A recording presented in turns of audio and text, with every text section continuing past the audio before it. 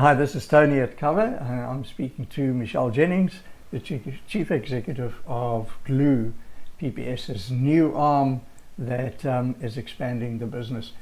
Michele, thank you very much for chatting to me today, and thank you very much for coming through to us. Thank you. Thank you for the opportunity, Tony. I'm really looking forward to the conversation. Great. Michele, I really enjoyed the launch, first of all. It was nice. I think it worked with the brand that you were launching. It was fun, it was colourful, it sort of, you got the feel as to what the brand is all about and what you're going to do. So maybe to kick off with, if you can tell us, what is Glue all about? It's GLU, and you spelled it all with small letters. Yes. Okay. And I think that's part of who we are. We call ourselves a little bit schizophrenic sometimes, because we really like to have fun but be serious about the work that we do. And I think the name Glue just represents that. So everything is done bright, colourful, engaging, and the name Glue with a little bit of a cheeky leave the E off the end, even though we talk about glue sticking together. It's just a little bit of fun that we've thrown into the whole name and the corporate identity. And what do you aim to do with Glue? What was the sort of the seed that sparked us? This goes back probably towards COVID days. You'll know within PPS there is an absolute passion for mutuality and being a mutual. And during COVID, I think it was particularly evident how much the business stepped up and really delivered for its members. And it's limited to just graduate professionals. And so there was a recognition that it would be amazing to be able to take mutuality to more South Africans. So the idea of Glue was initiated back then in about 2020.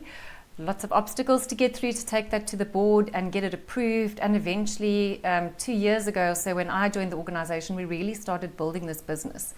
And the intention is literally just to take mutuality to more South Africans. It's a business that is about the profit sharing. It's about having members really enjoy the benefits of mutuality. It's that spirit of Ubuntu. I think the closest that we can describe it is like a stokvel. So this is a way to bring that to South Africans. And where does it now fit in? Because PPS is built on professional profit and society. It's built on professionals. It's got a very specific target market. Where would this now fit in? And if you were to describe the typical client, what would that be? I think when you started off by describing the corporate identity as bright, colourful, fun, I think we like to look at it as, who does Glue appeal to? And with that sort of corporate identity and the idea of keeping this business very digital and making sure that our products are straightforward and easy to understand, we think that the people this would appeal to the most are those in the age group of about 25 to 55 year olds, a household income of around about 30,000 Rand per month. Those people with a degree or a diploma, so it's educated individuals. And where we've seen a lot of interest coming from is from people who have a knowledge of PPS through their family, spouses, etc., but who haven't been able to participate. That's been quite interesting to see the take up there. And do you think that's going to be, just on the top of mind, a lot of the family and of the professionals? In other words, I mean, not every professional's kids are professionals. But they still follow in dad's footsteps as to which insurer they go to, etc. Definitely, we're seeing an interest there. So from advisors and brokers who are very familiar with the model around profit share, so we've seen a lot of interest there. And exactly that, those households where they've seen the parents perhaps have a profit share account that's now sitting in millions, and so they understand the importance of getting in really early. So we do think it's going to appeal to that type of clients. And how does the mutuality then work with them compared to the current PPS target market? Is it the same thing?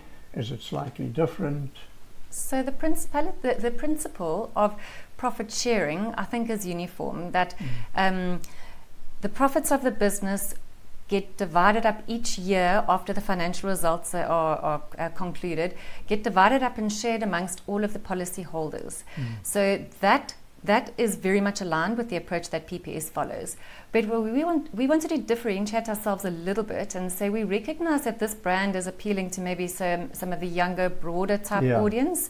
So how can we do it a little bit differently? And the research that we did showed that people would like to have access to some of that money earlier. So with PPS, you need to wait until retirement to access your profit share. And we thought, well, how can we do it differently? And we looked at a concept that said, let's vest it on regular intervals so that people have access to it when they need it. So the first thing that we did is said after 10 years, a person can have access to 20% of the profit share that is accumulated. And then every 5 years thereafter, an additional 20%. So that after 25 years or at age 65, whichever is achieved sooner, access to all of the profit share is there for the members. So it's a good long-term planning strategy as well for people. And does this the glue range apply across the PPS product range? In other words, the investments, the short-term, all of those? Yes, it does. Glue launched just the insurance part of this solution now towards the end of January. But at the same time, there's also the short-term insurance business is launching their household and motor vehicle insurance. We've got fiduciary services, so we've got wills and trusts that already have a Glue brand. And probably in about April, we can expect to see the investments business also launching their Glue brand. Okay. And obviously, I mean, you take advantage of technological innovations, etc. Tell us a little bit about your technology sort of strategy. This has been the most exciting part of Glue. So we decided to build it right from the ground up. So we took none of the legacy systems from PPS. We decided to procure a policy admin system, a global provider with really a top-of-the-range system that enables us to plug and play anything that we want to into this technology platform. So we believe we've got this foundation that just allows us to explore different types of innovations and bring those to the business and just plug them in. And everything is fully integrated. We've chosen things like our general ledger that totally integrates into the product admin system. Everything that we've done, we've tried to keep it as streamlined and straight through as possible. Brilliant. Yeah, I saw some of it in the demonstrations at the launch, and really great. And then just maybe a last question in terms of distribution. What is your distribution model going to follow? The PPS model? Is it how do you plan to do that? So we're very fortunate as Glue to be a division of PPS. So we're on the same life license that PPS is on. So we have very quick access to their distribution channels. That means it's intermediated. So we'll use the broker consultants of PPS. We've also recruited our own team. So we've got a very small national footprint of our own team as well.